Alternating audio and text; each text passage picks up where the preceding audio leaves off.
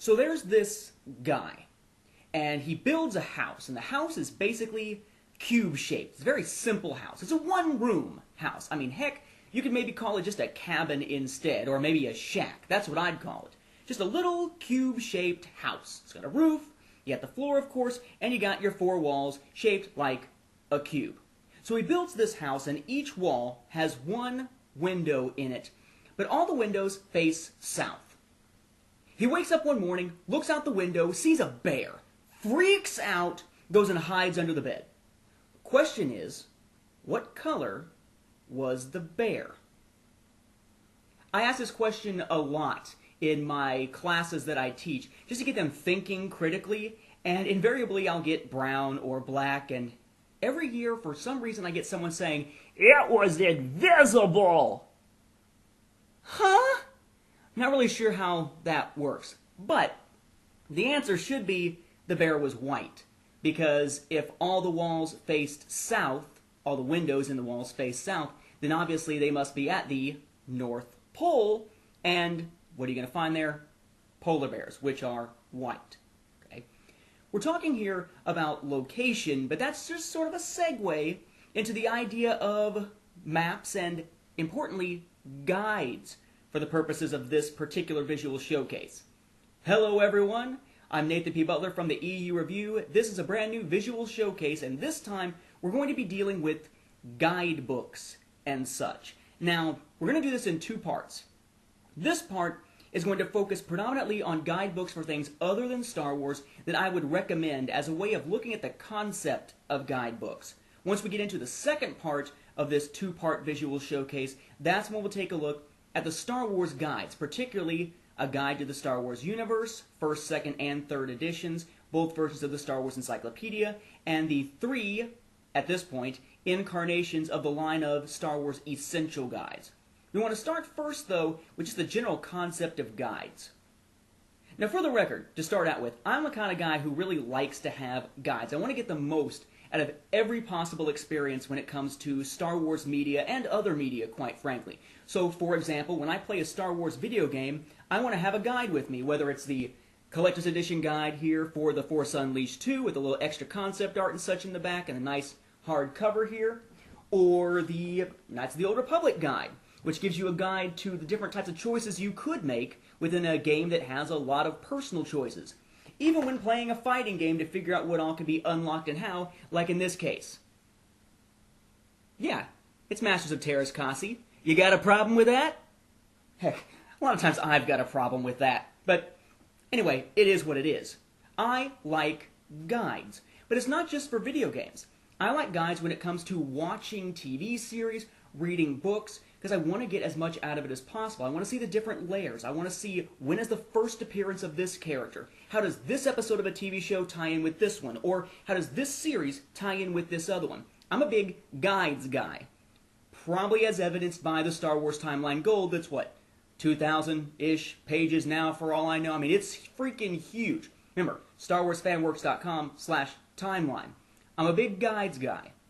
What I want to do is show you some examples of some of the sci-fi franchises that I'm into and some of the great guides for them as we lead into talking about Star Wars guides and their various incarnations.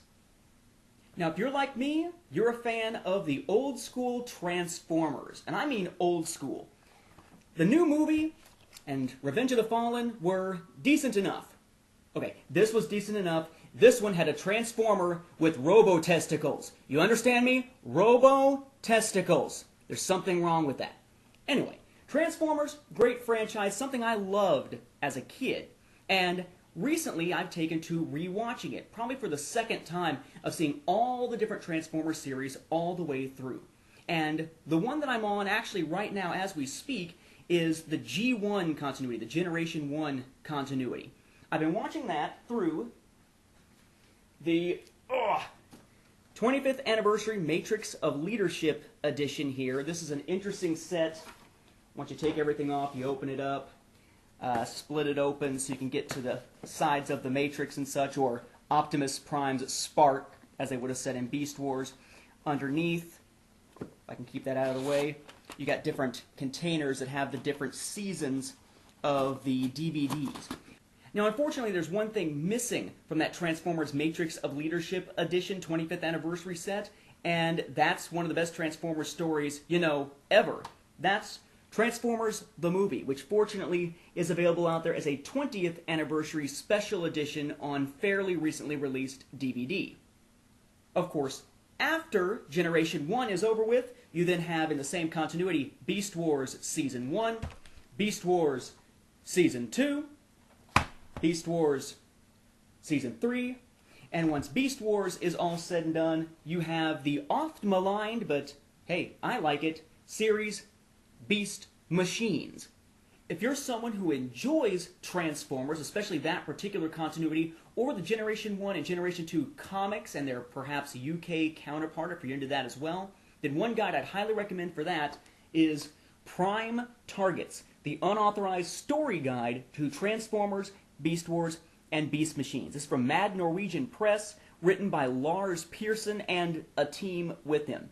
If you're interested in the background of this, check out Chrono Radio Interview Edition number, I believe it was 13 from 2003 on StarWarsFanWorks.com. I did an interview with Lars Pearson about this series and their other projects, including Now You Know, their guide to the original G.I. Joe cartoon series. Unfortunately, some of their other guides, such as one they had planned for Farscape, never came to be.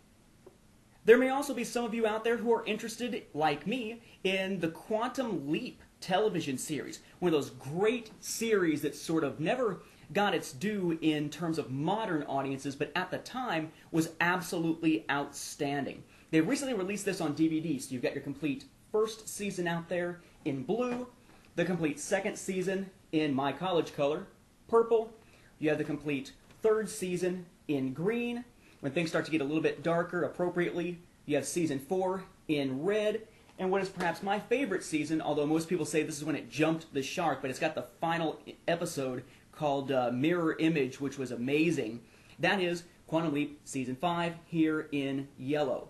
If you're interested in Quantum Leap, there's a great little guide for this series. It takes you through characters in sort of an encyclopedic fashion with an episode guide. It's really an excellent little book here.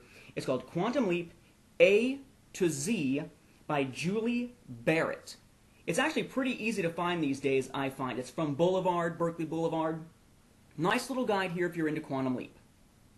Another series I find I often like to use a guide for is a series that has so many characters it's really hard to keep track of them all without some way to keep it all straight in a logical sort of fashion.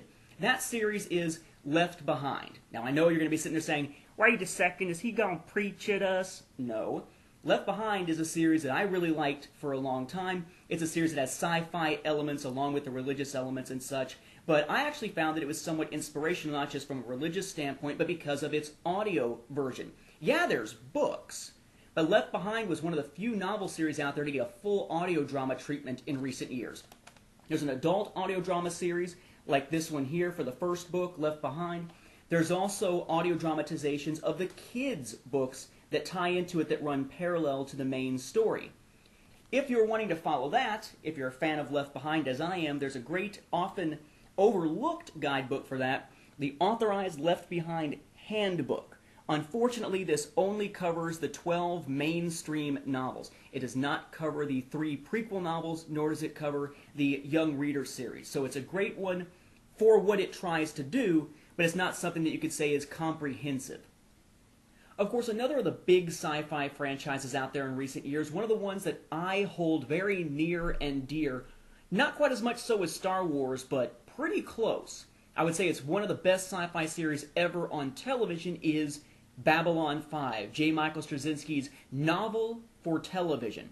Of course, that's out there with a lot of different guidebooks because it is such a complex story. Seasons interweaving, hints, and foreshadowing in the first season, paying off in the 4th and 5th seasons and so forth.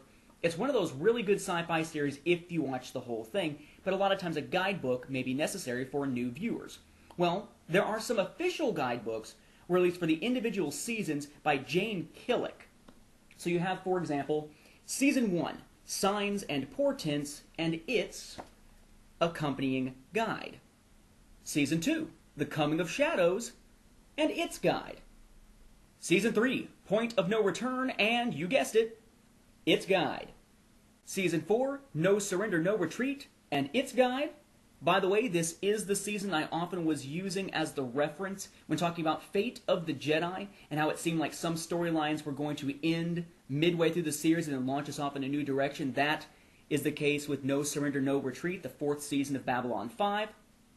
And you have the complete 5th season with its accompanying guide. Now, unfortunately, the DVD releases continued, but the guides didn't. You got the DVD release of The Movie Collection. This has the prequel story. It has the original pilot film, a story taking place during, I believe it was the 3rd or 4th season, called Third Space, one that takes place after most of the 5th season, and then you have the one that sets up the spin-off series, which is Crusade, which died a horrible screaming death on TNT based on creative differences between J. Michael Straczynski and the TNT higher-ups. They then attempted on Sci-Fi Channel to launch another new series with a telemovie pilot, Babylon 5 Legend of the Rangers, which only got that pilot film. And then they tried to make a series of direct-to-DVD episodes called Babylon 5 The Lost Tales, which also died a horrible screaming death because it just didn't go over so well. When it comes to Babylon 5, though, it's a good example of how you can have a lot of different types of guidebooks, which will help lead us into talking about those Star Wars guidebooks in the second part here. You have the thing here called the A to Z Guide to Babylon 5, an attempt to recreate that A to Z guide for Quantum Leap in a sense, though I'm sure they weren't inspired directly by it. It's the same general concept, though. Here you've got basically what amounts to a little encyclopedia.